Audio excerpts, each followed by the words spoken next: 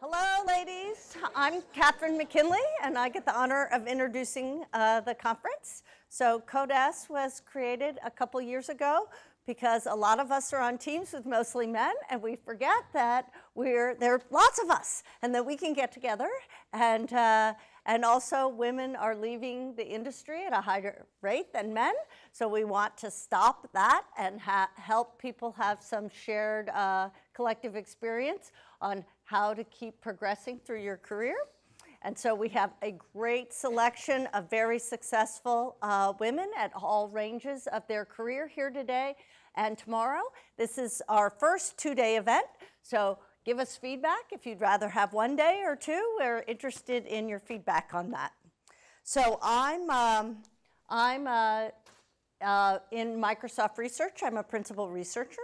And I joined in 2011 after being a professor at the University of Texas for a number of years. And part of the reason I'm here is because I still wanted to do research, but I wanted to affect software that people actually used. And so I've gotten that, I've gotten that opportunity. Some of our ideas are now in Bing. And if you buy a band, we're helping make the band more accurate. So we have a lot of women with a very variety of different stories, people who've worked at Amazon, who've done startups, so from the small companies to the big, and a variety of backgrounds showing that you don't have to start out in computer science and you can become a computer scientist. So I'm really pleased to introduce Julie Larson Green. She has all these names. And she is the highest ranking women engineer at Microsoft.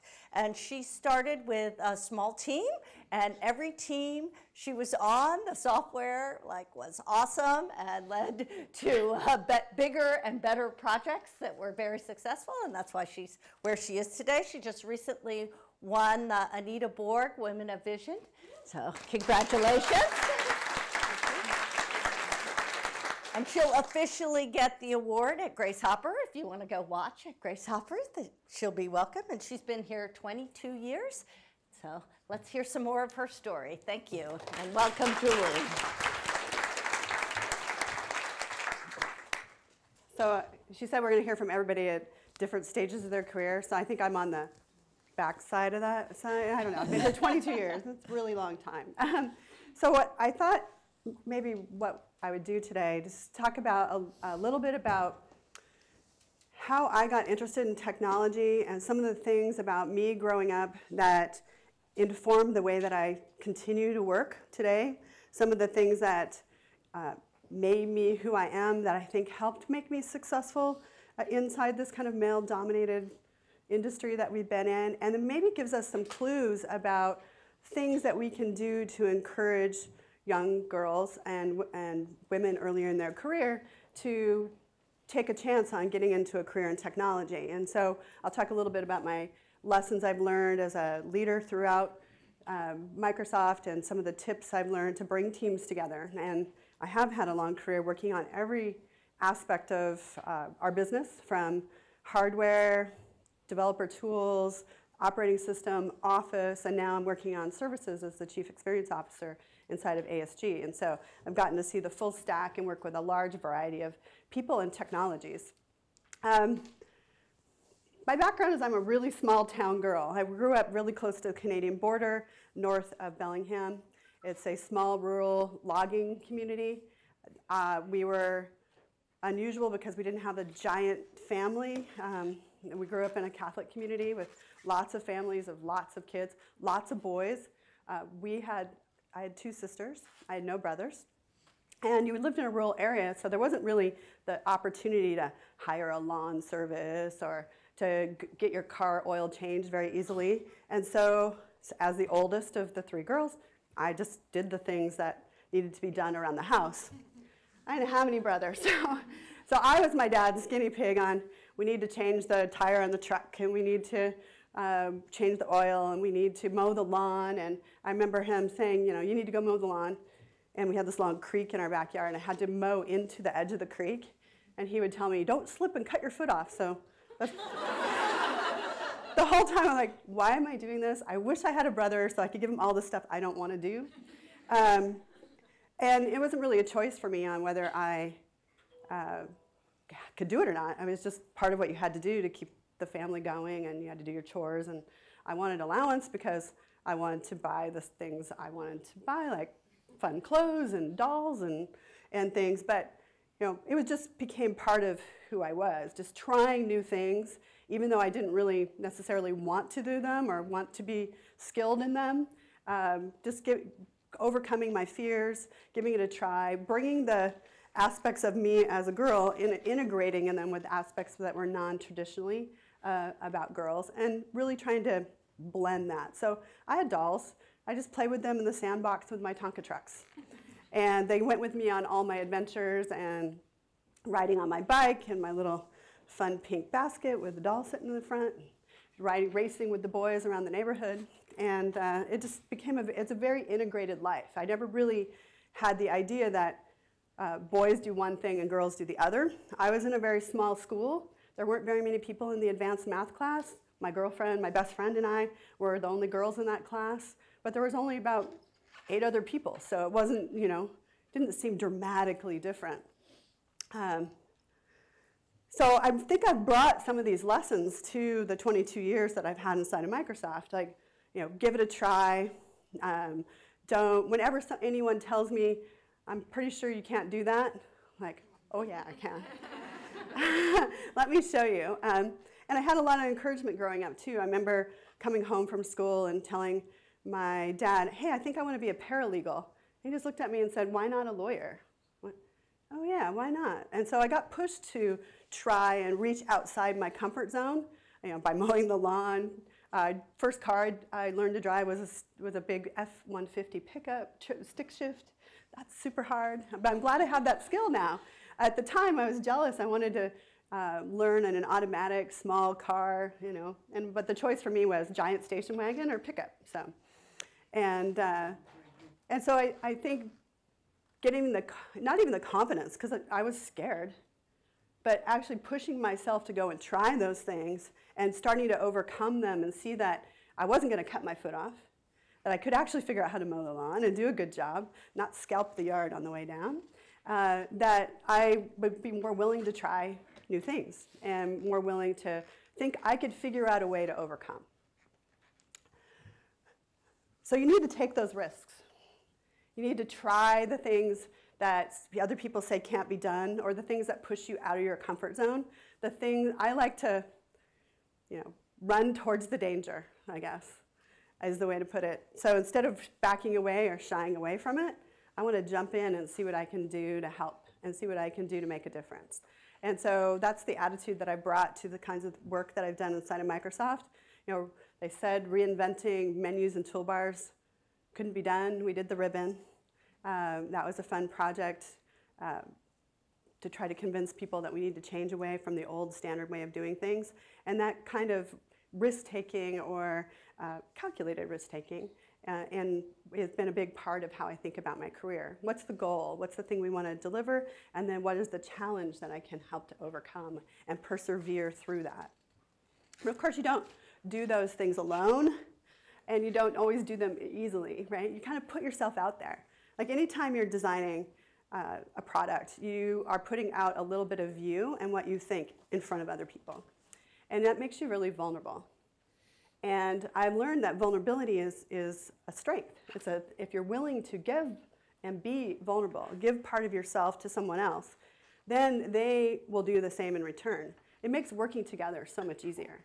As you lower that barrier and tell people what your fears are, what you're worried about, or the things that you think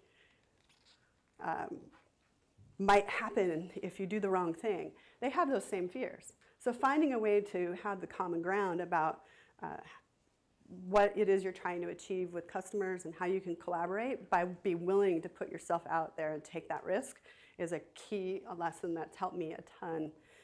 It's helped to build my network, people that I can go and talk to and know me and understand what I'm trying to say, because sometimes I lead with all the unimportant things and the important things later, so you might get tired of listening before you get to the good stuff, but they've learned that they kind of have to go through the journey and the process and my thought process with me. And so building those bridges and putting yourself out there and letting yourself be who you are, I think really helps in the long run. But it's scary to do. The one thing about doing it, even when you're going to collaborate with someone or try to bring teams forward to deliver on something for customers, you have to presume good intent. Like, you can't be worried about, well, if I tell this person, are they going to use what I tell them against me? Or if I tell this person, are they going to take my idea and tell someone else? Or are they only trying to befriend me because they want to try to push their idea on me? You can't go into it with that. If you do, you're lost, because you're not even going to be listening to what they're saying because you're worried about the angle they're taking on what you're saying. You have to presume good intent. You have to presume that they're coming into it as open and open to outcome as you are from the beginning. Then after time, you find a few of those people that consistently disappoint, then you can act different around them. But in general, presume good intent. Presume that everybody is here for the same reason, that we want to find technology to serve people's lives better, and that we're looking for ways, creative ways to create products that people are going to love.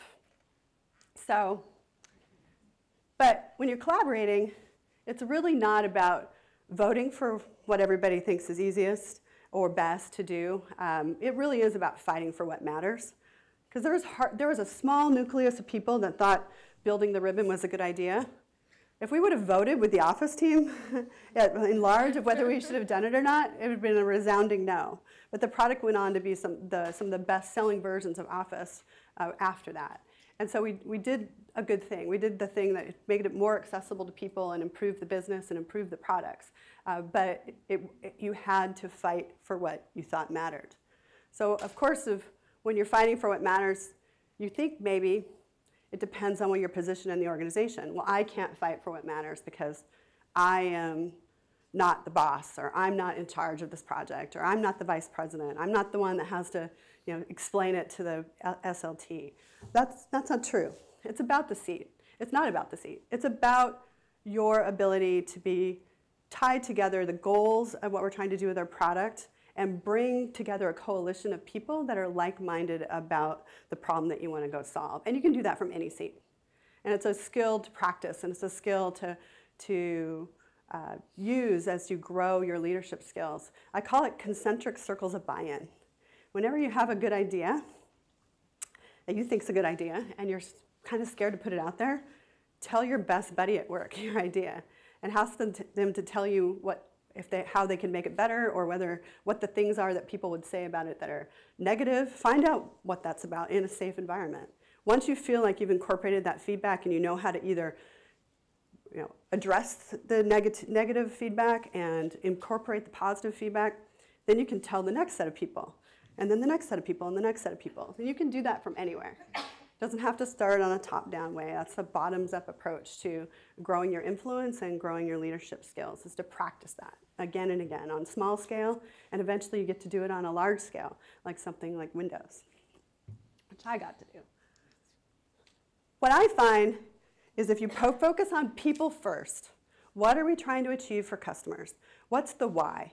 Why would a person care? A human, not a person that works in Microsoft, not a person that works in technology, but an actual living, breathing person that we want to have buy our products. Why would they care about what we're doing? That is a unifying concept for everyone, because that's why we're here. We're here to build products for people. We're here to create products using technology that solves problems in people's lives. And so that, I've always found, is a very clarifying way to work and provide leadership, is to first get agreement on that. What is it we're here to achieve? Being open to how you get there, but very stubborn on what it is you're trying to achieve. Open to other ways of solving the same problem, but stubborn on the thing that we're trying to achieve for customers.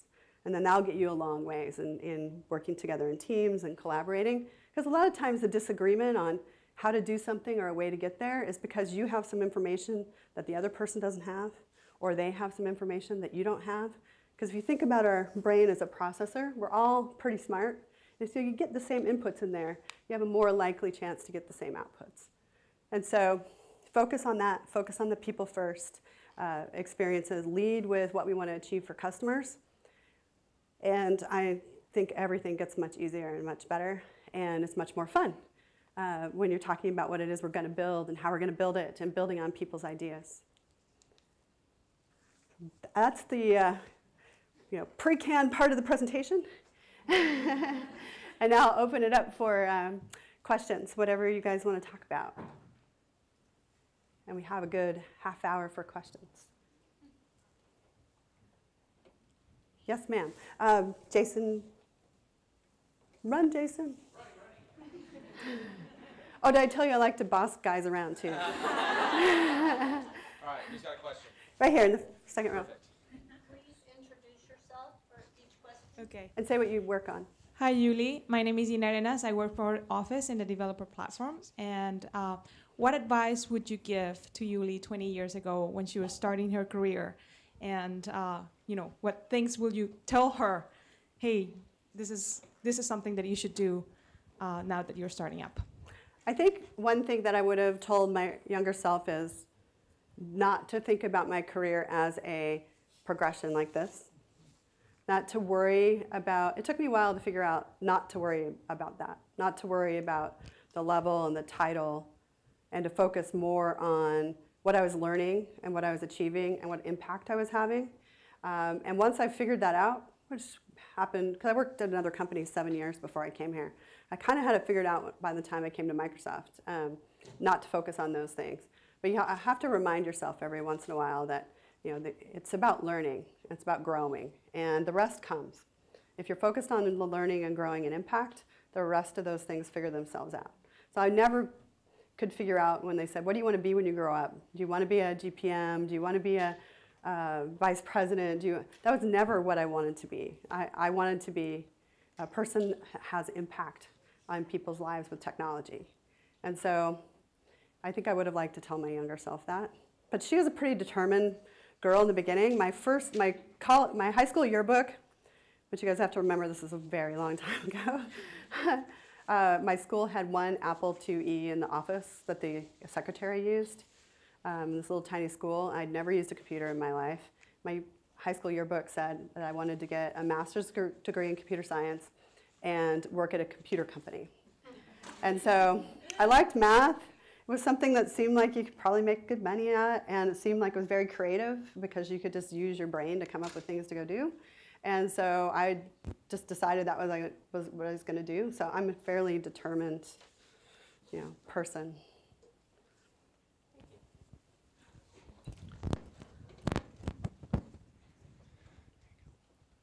Hi, I'm Anuja Shah. I work in Xbox Live Services. They always say that women can't have it all. I personally feel that we can, and I know that you do. How do you have it all? Like, what have you done to make sure that you have it all? You have to decide what all means to you, and then you have to manage your life to that. So if you're trying to be, PTA mom and lead the Windows division, it's probably not going to work. And so you have to set your priorities and find some other way to have the kind of influence that you want to have. So what I say is be deliberate about your choices that you're making. Decide what you're going to do. People around you will accept your decisions if you're clear and consistent and they know what they are. So I schedule my day so I can work out in the morning because I think I'm much easier to be around if I've had a little time to myself to do that. I also take off on particular days of the week when my son has soccer. So I can watch his soccer games. And I've learned to leave the phone in the car because I don't want to sit there and doing email while he's out on the field, right? So you make deliberate choices, and then you let people know what those choices are, and then they'll work around you. And you get lots of help. You decide the things that you don't want to, you can give up doing and not feel bad about. Like I kind of felt bad. My husband was on a trip. He's a professor, so he has a flexible schedule. That helps too. And he's a really great dad, kind of more the primary caregiver for our son than me, because he takes him to school every day, makes sure he has lunch, picks him up from school, all those things that a mom can do. But I don't do the laundry anymore either, and I don't clean my toilets anymore either. And sometimes, it's going to sound strange, but sometimes I miss taking care of my house, right? Because it's the other people are doing it, and it's not how I would do it. Maybe I have a control problem too, but Oh, or it's just the mind clearing of folding the laundry and stacking things up and sorting and organizing. I don't get an opportunity to have that downtime. But that's a choice because I've decided I'd rather do things like this and give talks or do work with my team or write a strategy memo or something is more fulfilling to me than folding the laundry at the end of the day.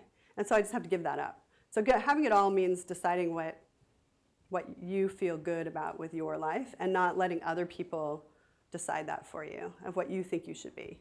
I'm pretty sure my son, well, actually he told me, he said, you're not like other moms. You're different. And by different, I mean better.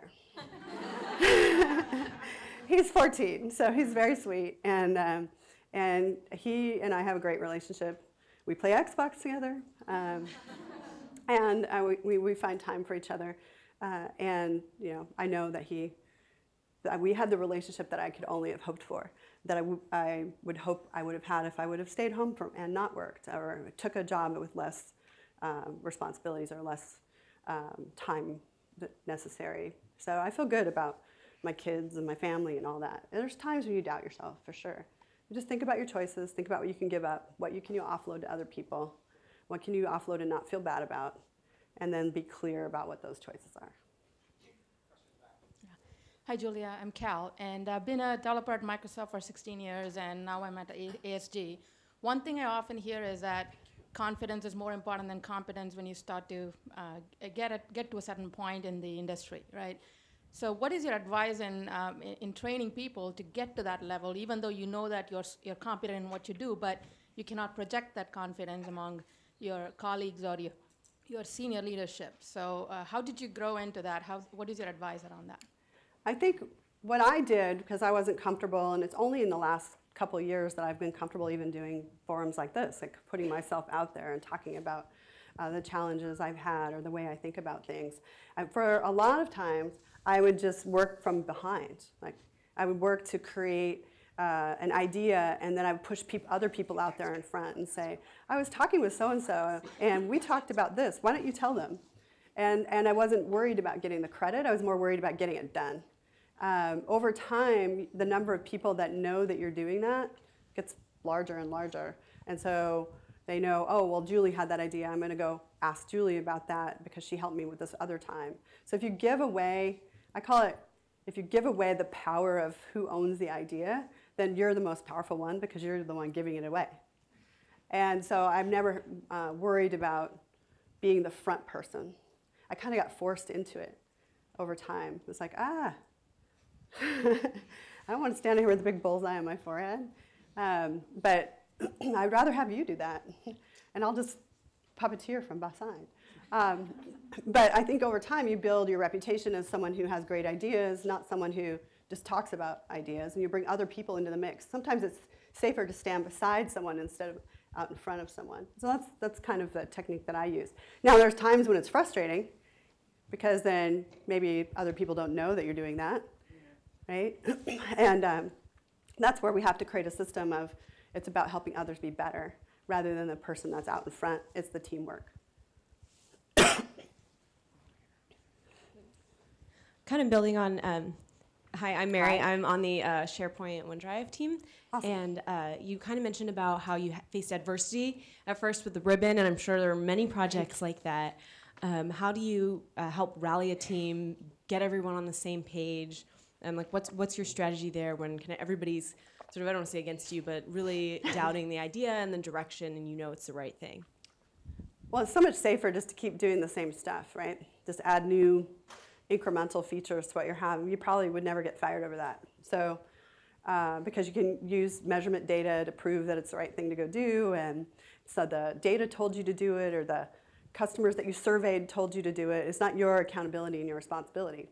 So it's very scary to put out an idea that breaks that existing thing and puts you in the center of a controversy, right? It goes back to focusing on the customer. What is it you're trying to achieve for the customer? And why do you think that's the right hypothesis for what to do for the customer? How can you cover the challenges and questions that people have about the idea? How can you make the idea stronger and better by talking to naysayers about what their concerns are and then addressing those concerns? And how can you action the organization to help you come up with those solutions so you're not the one that's coming up with all yourself. For the ribbon in particular, and one of the things we knew is retraining would be a big issue for IT. So what can we do about the problem of retraining? What is it the IT guy would need to do differently for a big change like that than they were doing before already? So we went out and talked to a bunch of IT folks, found out all the steps they would take were exactly the same about retraining and learning, and that was part of what their job was, although it was at bigger scale because there was more changes. So could we preload and pre-fill the training for them? What are the typical things they would need to do and go retrain? And so we created a lot of capabilities to help people understand where things move to and how to make the transition. And so there's a million of those kinds of, well, we can't do it because, and then turning that around into, okay, well, how would we solve that problem? And some of them are, no, that's not a problem we need to solve because the world has changed. And so selling people on the fact that the world has changed and looking at trends, we knew that the basis for Office in the beginning was file, edit, view, tool, insert, window, help. And that meant Office. It's crazy that I still know that after so long. And that meant Office. That's how we sold Office. And so you had to convince people that selling Office in a new way, showing the power of all the capabilities in Office in a new way, and not burying them under that was okay to do, happened to coincide with all kinds of new websites and apps coming out where that weren't file, edit, view, tool, insert, window, help. And that kind of helped to show that the world had changed and it was no longer so scary a thing to go to a new interface. But it's all based on how you're going to get customers to accept it. I think with Windows 8, we should have done much more to help people make the transition. Windows is a much more controversial product. And so the techniques that we used on Office weren't at the right scale for what we needed to do with Windows 8. I should have learned that with Windows 7 by just tweaking the start menu and the taskbar and the crazy road of like, whoa, my God, what did you do? But I think that is really the understanding the market and where the market is going, why things are changing and why it's time to change, and then covering the questions that people have. Some by saying that's not a concern anymore because, but you still have to answer those issues. Hi, my name's Karen, and I actually graduated last summer in software engineering at UW-Bothell, and I'm working as a research assistant right now, temporarily. And so my question is, when you first got into software engineering, as a woman, what kind of challenges did you face, and how did you overcome those challenges? So when I first started, my first job was in technical support on the support phones. And so it didn't really seem, because I didn't end up getting a computer science degree, I have a business degree. And so because I waited tables at night and the computer lab was only open to undergrads at night. And so, because it was the days of the remote job entry terminals to the fax machine. And, and so I had to change my major to graduate. And so when I took my first job in support, I wanted to work at a computer company, right? That was my goal and that was what I was going to do. So the only way I could get in was to do support, and I had waited tables, I had a lot of customer service background that helped me with support. I'd also taken programming classes and understood how computers work, so I applied at Microsoft and applied at this company called Aldus that made PageMaker. Now it's part of Adobe. And I got the thanks but no thanks, you have really no skills from Microsoft letter the same day I got the offer to do tech support at Aldus. And at first I didn't have any issues being a woman in technology because there was probably almost 50-50 men and women that were doing support calls because they were hiring, it was a small company, but they're also hiring on customer service. And so you wanted a polite, engaging, outgoing person to handle these problems on the phone. I was also really good at remembering things and remembering workarounds and that sort of thing. But as I started becoming more interested in being an engineer, I only did that role for about 9 months, I started doing support with some of our developers for developer support. And I started showing an interest in becoming a programmer and starting to write code. And when I was in support, I wore cute little skirts and jackets and hair, jewelry, the whole deal, heels. And there was mostly men programmers, and they kind of looked at me like, whoa, what is that? Is she the admin? Or what? Which there's nothing wrong with being an admin, but they just didn't see me as a programmer. It probably didn't help that I was also an aerobics instructor. That probably didn't compute for them either. So I taught at 2 different health clubs. So that didn't really compute. So I felt like I wasn't being taken seriously, right? An aerobics instructor that programs, right? So I changed my dress. I changed the way to dress more like they would expect a programmer to dress. And that helped me, get into the conversations, helped me be less threatening. In fact, I read an article just this morning about the 6 ways to command a room. Very timely article that just popped up for me. And one of them was dress for their expectation. Don't dress different than their expectation, because then they're worried too much about whether you deserve to be listened to based on how you're dressed, right? And so that really hit home with me on that, thinking about my career in that way and why I did that. Now, once I started, running more of the projects and having more people that had to listen to me because I was the boss, then I started wearing heels and went back to it and trying to make it more okay, have people see that you can be feminine and a programmer, or you can have a different take on, everyone can be an individual, right? We can be an inclusive environment where if you want to wear jeans and sweatshirts and flip-flops, that's cool. That has nothing to do with your skills as a technologist. If you want to wear a dress, or I'm sure Donna is going to wear something fabulous today for you guys. And she's badass, so. And so we want to create a world that's like that. But in the beginning, that's one of the challenges I definitely felt I had to overcome. Hey, my name is Rachel. I'm a biostatistician for MS Canada. And given the amount of projects that you've worked on and how long you've just been working, a natural part of that is maybe aiming for things that end up not being a good idea, or figuring out that, the method of either career or job or smaller projects are just not going to be furthering your goals. How do you evaluate and reevaluate those criteria so you aren't spending time or wasting time for yourself? Right. No, I think that's a really good question. So I said before how one of the things I wish I would have told my younger self is that you don't have to have your career be a progression. And it can go down, it can go to the side, it can go up, it can go this way, it can go that. But as long as you're always learning something and you're feeling good about yourself and your contribution, that's the most important part, because eventually the right things will happen if you do the right effort. I dare not say the word karma, but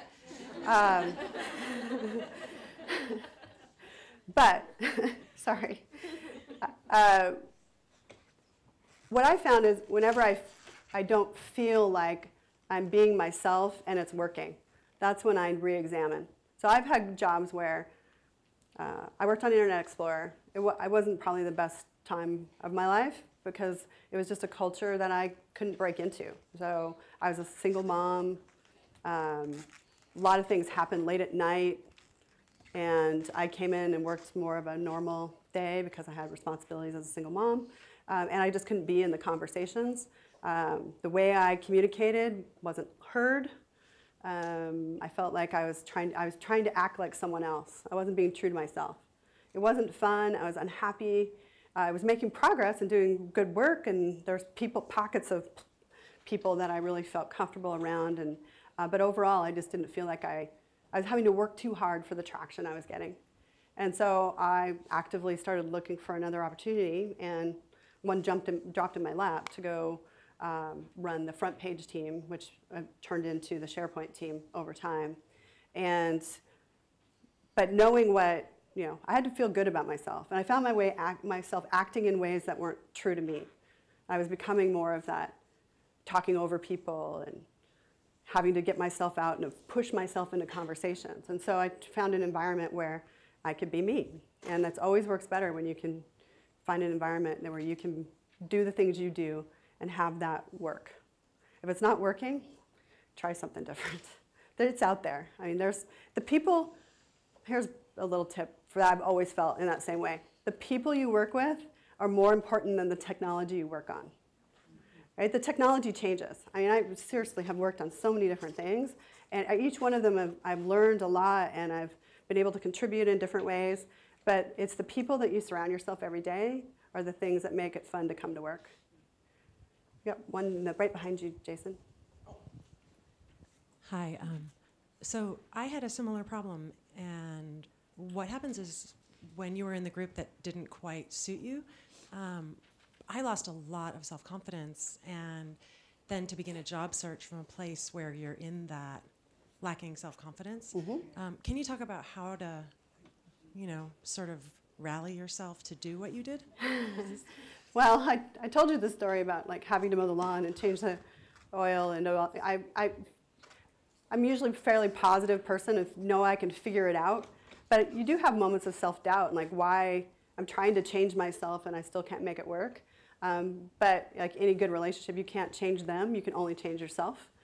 Right? You can't make your husband do things a different way. He's who he is, and you only can change and work on who you are in any kind of relationship. And so a network is really important, someone that you can go back to time and again, a mentor or a sponsor that can remind you of the successes you've had in the past, a support network outside of work that you can talk through the issues and they can remind you about how fantastic you are and what you've done before and what kind of person you are.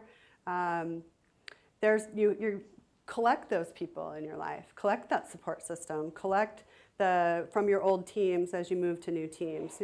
There's people around you. Listen to those people. Haters gonna hate, so. Hi, I'm Karen Anderson. I'm a developer at Zulily. I have a lot of personality traits that are stereotypically more male-dominating. Do you have some advice on things I can do to come across as less threatening? I might share some of those with you. Listen to people. Really listen. Don't listen in terms of, I can hardly wait until they stop talking so I can share my idea. But listen in terms you're trying to really understand what they're saying and find common ground and be open to exploring a different outcome. Like focus on that customer goal and explore, ask them what they think instead of telling them what you think. Your ideas will become better because of it, and you will come across more approachable. Also, do that vulnerability thing. Talk about what you're worried about. Talk about what you're scared about. Think about what they might be scared about, what's causing them to act in a certain way. And also try to work the room. Like one of the things I've found can help unblock teams and also be seen as more of the leader in the room without being the one saying everything, is to notice the people that aren't being heard and ask for them to be heard. I notice we haven't heard from you in a while. What are your thoughts on this? I want to hear from this person. And they're talking, right? So run the room. And then that looks, it's more collaborative and less aggressive, but you're still getting your point across. Thank you. Hi, Julie. My name is Charisma Williams, and I've worked in Xbox on and off for about 5 years and been in gaming industry for about 10 years. So one of the big challenges the gaming industry was not kind to me that first year. So much fun. One of the big challenges for me has been mentorship. I find that over the years, it's definitely been difficult with so much tech changing so rapidly. And so my question for you is, given your career in technology, did you actively seek out mentors, or how you actually were able to leverage those mentorships? And now that you are where you are, have you taken steps to kind of mentor others, or maybe go up to someone who probably should be seeking mentorship, but maybe has been too shy to reach out, and just how those relationships have worked out for you? Sure. So mentorship is important. I have a kind of a philosophy on mentorship. First of all, most of my mentors don't know they mentored me. Right? So I'm always looking at things I wish I could learn or do better, or people that I admire, and how can I do that? How does she talk that way and get the confidence to go do that? Or where does she buy those shoes? So, or even in contrast to that, who do you not want to be like? Like a lot of the mentors are on, oh, I will never do that. And that's not a good way to run a team. That doesn't make people feel good about coming together. That seems very bossy and bullying. Like, I don't want to do that. And so mentors can come from anywhere. Emails that people write, and you like their way they do their auto-sig because it's inviting. Like, remember that. That's a mentoring thing because their mail seems more approachable and more inviting. So warm regards is the one I got stuck on for a while because it just seems so nice and like you cared about that other person. So mentoring can come pretty much from anywhere. Usually when I had something I wanted to learn from one of those people, that's when I would reach out to them. Not in a generic, will you be my mentor way. I saw you do this thing, and you did it really well. I'm having a challenge with that. Can you help me? Because the mentoring relationships, when you know what you want out of it, are, I find, the most valuable. I've tried to have a generic mentor that I could just go and talk to. I think I did get some things out of it because I got exposure to people in the organization that I wouldn't have otherwise. But I always tried to go really prepared with a list of questions or a problem that I was trying to solve rather than coming in and say, okay, mentor me. Right? And then I did take some risks to be mentored by some pretty senior people too, where I reached out. Like, I think your mentor, that didn't really work so well because they didn't have that much exposure to me as a person, and they didn't see how I worked. Like, your best mentor is going to be somebody who can watch your day-to-day interactions, that you have a trust relationship with, who's not in your reporting chain, but maybe is able to observe the way that you interact and the way you show up in meetings, and that can be honest with you with the, you know, you talked like a girl today. You were like, and totally like, I think this is a good idea, right? So you want someone who points that stuff out for you. And I see it, and people on my team, sometimes I see it. I'll talk to them afterwards about it. I do it sometimes. They'll point it out for me. I probably did it a bunch here. And so developing a relationship either with a peer or a one level up that can observe you, and you're both working together on improving your skills, I think is the best way to do mentoring. I also got lucky to have what I would call a sponsor, someone who's kind of watching out for making sure that I was heard in the right forums, that my ideas got, because I wasn't willing to go out and be the front person, this person took it on and credited back to me ideas and things that I was doing. That's important as well. They're harder to find. I was really lucky.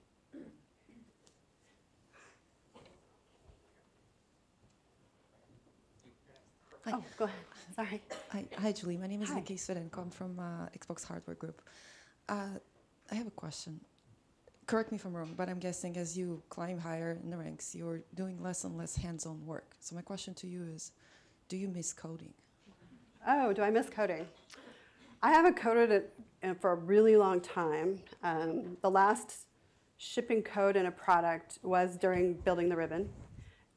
Once I went from, running a team of 13 program managers to running thousands, it was really hard to be a coder anymore. But just generally, as a program manager, it was hard for me to stop coding. Like, program managers don't normally do a lot of coding. And so when I came to Microsoft, from being a programmer to being a program manager, I didn't code nearly like I did before. I tried to get code in every product that I did up until the ribbon. But it was no longer that. It took a while for me to understand that what my value was.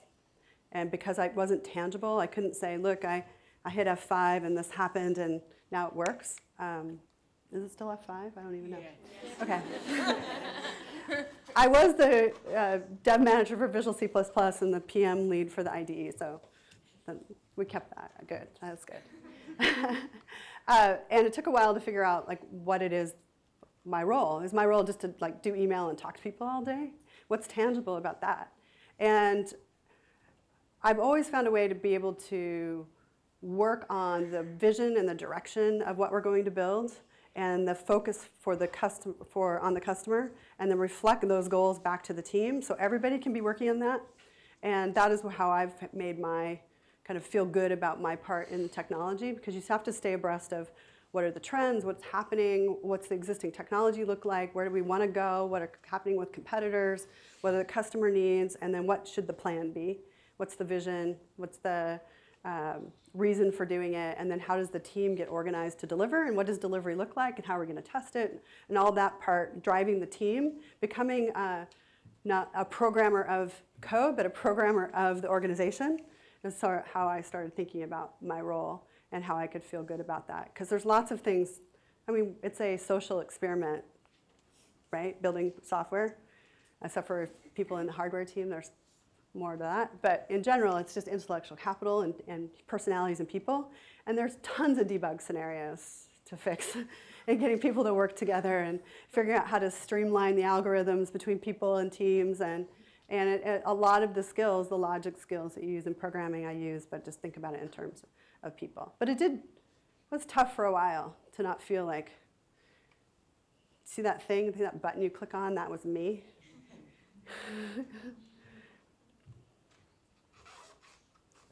Hello, I'm Kate. I'm a game designer. I just got into the industry. I'm interning at SpryFox. They're pretty cool. And so I have a lot of feelings working in small teams. Feelings like I'm going to be wrong because this is the game industry and you're wrong a lot. And I don't want that to be like a reflection of my gender. Or things like, hey, there's this problem with this idea, and I don't want to like press it really hard because I don't want to come off as like horrible. But it's really important, and it's like it's a real big problem. So how do you deal with those kinds of feelings? Sure. So first of all, I think of all the startups out there, and then there's only like a handful of them that hit, right? And tons of them are trying to go after the same ideas. So, and then one will make it, and the rest won't. What is that? Like, if there was a way that we could prove with data that what we're going to do is going to be successful, there'd be a lot more successful products out there. So when failing, I don't like to call it failing, I call it learning. But trying out your hypothesis for problems and seeing if they work or not is just a way of working. That's the way that we need to be working. I think the days are gone when we used to work really long time on what we thought the right thing to do was, and then give it to customers, and then make it part of in the enterprise industry, or enterprise side, part of your enterprise agreement, and then we're stuck with that product. Whether it was a good product that anybody used or not, we're still stuck with it.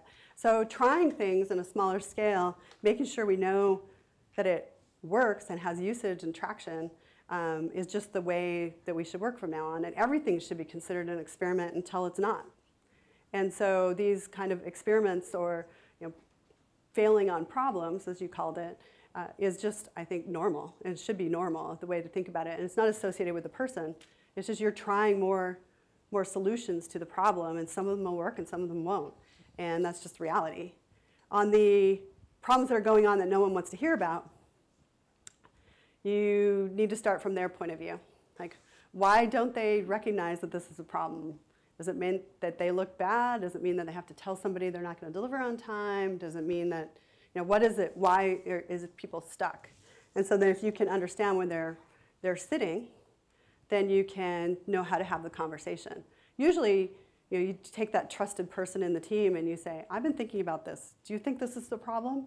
And they'll tell you whether they think it is or not. If it's not, then maybe the problem is not with them. But if they think it is a problem, or think you might have something there, then you have 2 people that think it's a problem. And then you each can go talk to another person, and then you have 4 people, and that's the shampoo commercial, right? And so on and so on. And it depends on each situation, but what I try to do is not take it personal. It's not personal. It's about trying to do the right thing for the customer. And if you can tie it back to that, then you can usually debug the system and why they're not listening or not wanting to hear what you have to say. Julie, I think we have time for 2 or 3 more questions. There's one over here. And Hi, my name is Irina Levin. I'm a UI developer in Windows Shell. My question is more about women leaving the tech industry. Maybe because they think they can't have it all. Maybe they're fed up with dealing with only guy developers on their teams or whatever else. How do you think about the problem, and what advice would you give to women who are on the verge of leaving? Mm-hmm. I have a lot of thoughts on that. I've never thought about leaving the industry, but I know other women have. One of the things that I think is different about men and women in this regard is it's more socially acceptable for women to leave and not work. They have more choices. You know, it's more, can people commend you for staying home with your kids? You know, it's not as big of a deal. Like say, my husband absolutely won't quit work because he feels there's a stigma on that, being, you know, the house husband. And so I think that makes it easier for women when things get tough at work to say, I don't need this happen part of my life, and I can go do something else, and I can contribute in other ways, and I can focus on family, and because of the challenges that they're having at work, because I think those are real. I think that some women just make the choice organically, like my kids are getting older, shoot, they're going to be at the house soon, I want to spend more time with them, so they go because they want to do that, and then sometimes they leave the industry to do different jobs because they've decided that what they're doing is not fulfilling. And so I don't think I have a super good understanding of all the different reasons, but I do know that women definitely leave more, could be the career opportunities as well. While we're well paid, and especially outside of Microsoft, and the same grade levels paid the same, we're not getting into the higher grade levels at the same rate. And so that could be part of it. I mean, there's a whole bunch of things to try to figure out how to debug the system. And there's also not a lot of role models for people to look to about how it can happen and how it can get done. But you know, if I was home, I would just sit and flick channels all day. When I was on maternity leave, I was like, I have to go back to work because I'm just going to sit here and click channels and eat. Hi, I'm Aparna. I work in Qualcomm as a developer. So one of the interesting problems that I face is that I always look for a good challenging projects within the team, but you don't want to seem too aggressive because then they would not consider you as a team player. But at the same time, if you are being a little submissive, they would not consider you as an independent and a proactive team colleague. So there's a very thin line between those two. So what advice would you give on that?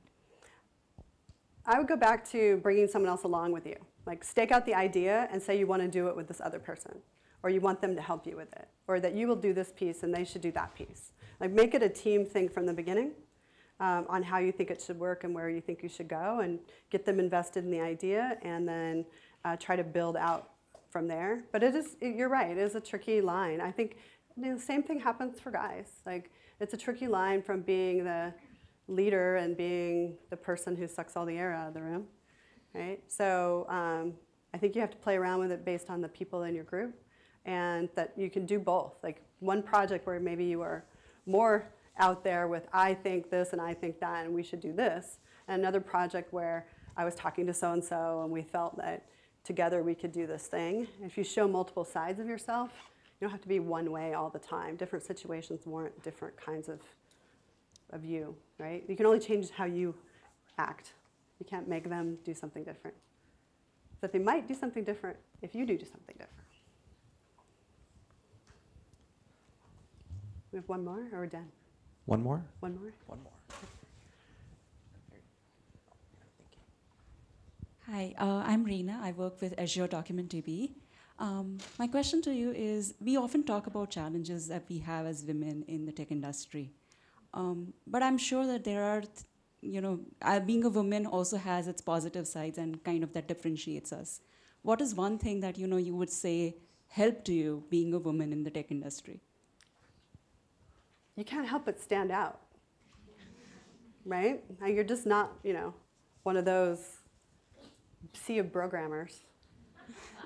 So you stand out just because you're a woman, right? And so that helps you. People, it's scary too because they watch you, but it helps you stand out.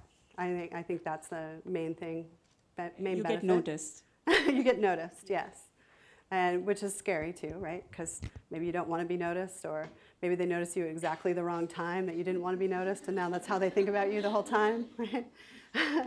But I think that's one of the advantages. You have an ability to stand out, and that you can get recognized for your contributions and separate yourself from the pack. You also bring up a really good point about, we talk a lot about women and diversity and inclusion with women, but it is a wider problem than just women. I think it would also be easier for women in organizations if there were more men that were diverse, if we didn't have different styles of men going into the industry and made it more of an inclusive environment for everyone so that everyone can be who they are in the environment. Because I mentor a lot of men as well as women, and I hear the same challenges. I hear the, I'm not being listened to, I'm getting talked over, I'm too shy to say that thing, or it's not a safe environment for me to share my ideas. We can make it a safe environment for everyone, no matter who you are and where you come from, and then our products are just going to be so much better, because that's the world we live in, right? The world we live in is not a certain way, and it's time that we embrace diversity and inclusion inside our industry so the products become better. So that's the last thought I'll leave you guys with, and thanks so much for having me.